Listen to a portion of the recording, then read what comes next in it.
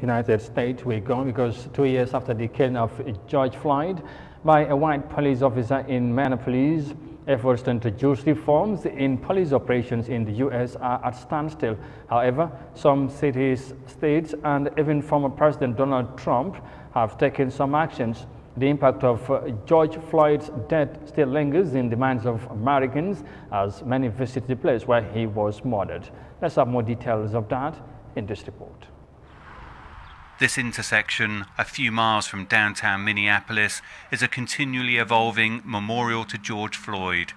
The paint that marks the spot where Floyd was killed is now flaking, but the impact of his death here continues to reverberate across the U.S.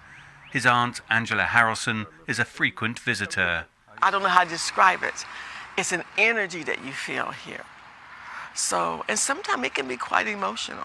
2 years ago, a white Minneapolis police officer, Derek Chauvin, knelt on Floyd's neck for more than 9 minutes. A bystander recorded it on a cell phone.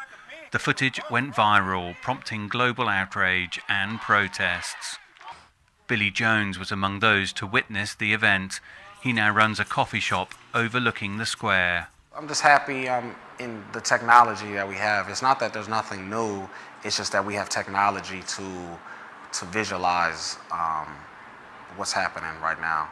This intersection serves as a poignant reminder to the tragic chain of events that took place here 2 years ago. But despite some reforms and changes to policing in the city, some community groups say those measures have as yet not gone far enough.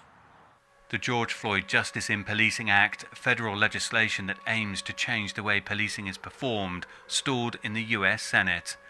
This, as a report by the Minnesota Department of Human Rights found Minneapolis police have engaged in a pattern or practice of racial discrimination going back at least a decade. The truth is, there were facts that racism exists in the police force and how the police purposely would seek out brown and black people. What they need to do now is come up with a team and start putting things in order.